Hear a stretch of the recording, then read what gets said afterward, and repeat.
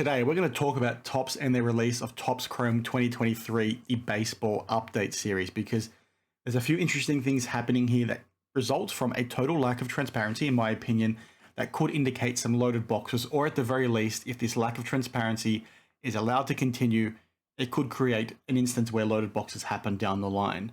Now, we'll unpack that specifically because it does relate to those MLB debut patches, and it's, like I said, a worrying trend that I really want to unpack with you all. We'll then talk to also a really cool thing that they've done with these that I want to give them a shout out for. So we might actually start with the shout out piece. And like I said, this does relate to these MLB debut patches. The first shout out for Topps is going to be the fact they've implemented them. I really like this. I think I talked about it at the time that I liked it because me being someone that loves game use stuff, right? I love the story behind where a patch in a card is actually from. I like doing the research to try and find it. I like watching those games back because to me, it just adds an additional dimension to collecting cards in the first place. The story behind that specific card and being able to watch that game, I just think is, really cool. So the fact they've sort of implemented these is awesome. Now, if you're not sure what they are, I'm shocked because it's sort of been all of the talk within the hobby over the last few months. But essentially, they are a patch they put on the player's jersey that they, wear in their first game.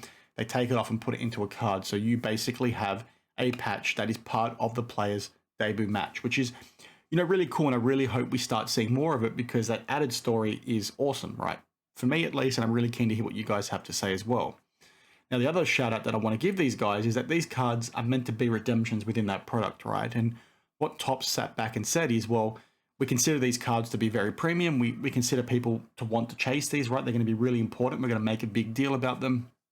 So rather than run the risk of, these getting damaged in the post, let's give people an option to have these graded when they do redeem them themselves. And I think that is an awesome thing to do. And I really hope we start seeing more of that because it's cool to have that option for people that are, hitting these cards or buying these cards.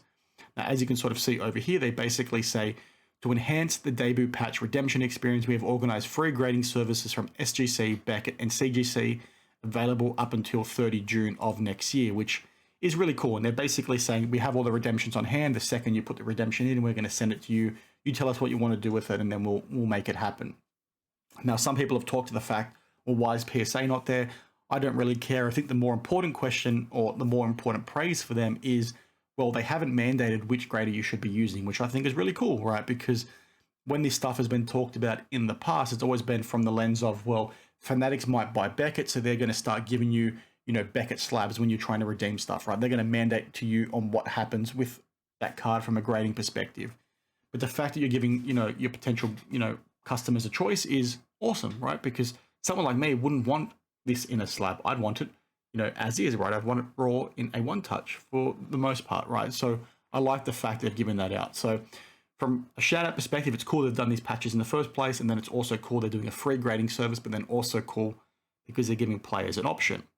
Now, to talk to the piece here that I think is a bit concerning because it's a total lack of transparency, in my opinion, is the fact that when these things were announced, as we just talked to, they were meant to be redemptions. Now, it's my understanding that people have since shared information that Topps had always communicated that they weren't going to be redemptions in every single product. But to give you guys some context, essentially people started hitting these, and then people like myself started to ask the question, aren't these meant to be redemptions? Hence the free grading option. People like Brett Kleiman responded and said, well, no, Topps have said they're going to be alive in the Breakers Delight version of the boxes, right? And only be redemptions in the hobby boxes themselves. And Topps have come out and said this because they can protect them better in the Breakers Delight boxes. And as you can sort of see here, these are all Breakers Delight boxes, which is why it's live. And this is what the Breakers Delight box looks like on Topps website.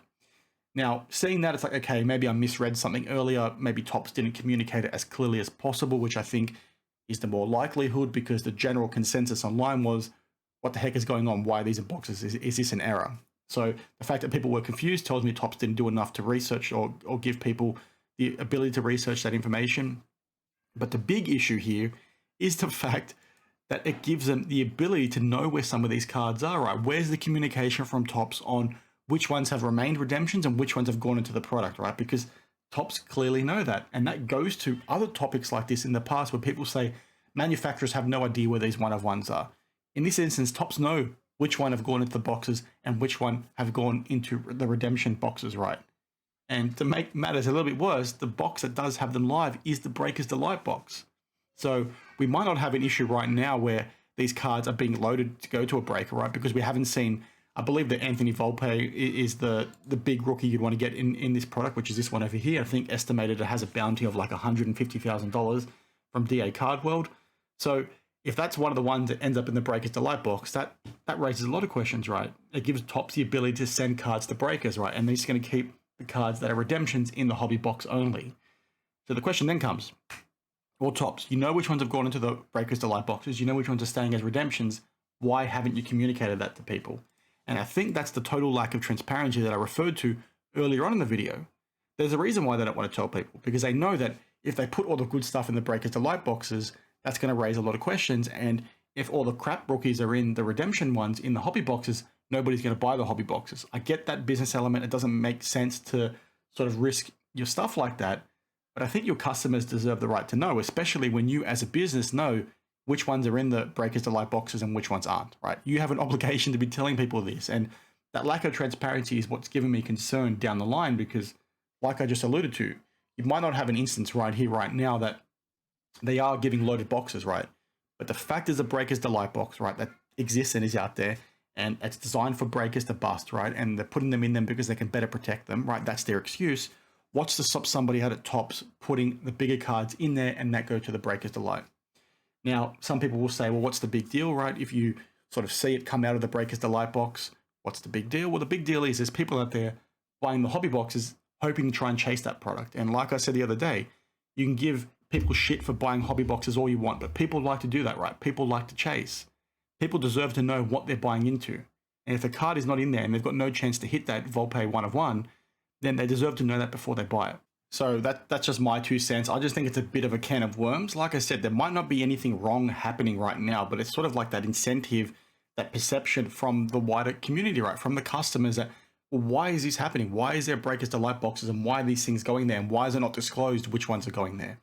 Like, I feel like these manufacturers have an obligation to disclose that. And yes, it might impact sales, but in the grand scheme of things, I think it's probably a better position to be in than run the risk of seeing what we saw happen with Leighton when it came to those Tier 1 baseball cards on the preview night, right? Because when you factor that in, and then also now know that Topps themselves clearly know which ones have gone into Breakers Delight and which ones haven't, it's like, well, it's fitting the narrative now. Could they load boxes if they wanted to? I'm not saying they are loading boxes, but could they if they wanted to? And when you have all those detractors over the last 2 years say there's no chance this can happen, even though there's been definitive proof like the Crown Royale stuff and some of this stuff that's gone to backyard breaks, which again is not definitive proof, but there's enough questions there to be asking. It's like, well, when you've got this now, laden cards, you've got this happening with the Breakers Delight boxes where they know what's going where. Who's to say that's not happening more often for other one-of-ones? Who's to say that hasn't been happening for the last decade? So I'm really keen to hear what you guys have to say on the whole situation. And I think the thing that we just need to keep front of mind here is that there might not be anything wrong happening with this Breakers Delight, situation, but it's the fact they're not telling us where things are, despite knowing where they are, and factoring all this other stuff that's sort of happened over the last 12 to 18 months. It's like, well, what could happen? And in my opinion, that risk of it potentially happening, right? That risk of it, the fact that it can happen, is an important one that we need more transparency around, because nobody would have a problem if Topps came out and said, this is what's happening, this is where things have gone, this is what we've done, you guys can still buy the product, right? Because we've shown the product is still going to bloody sell out as it does anyway, as we've seen in the Panini era. People don't care about QC issues. People don't care about all this other crap. They're still going to buy out your crap product. So it's not going to impact their bottom line all that much, if anything at all, in my opinion. So as always, please share your thoughts down in the comments below, and I'll see you guys in the next one. Cheers.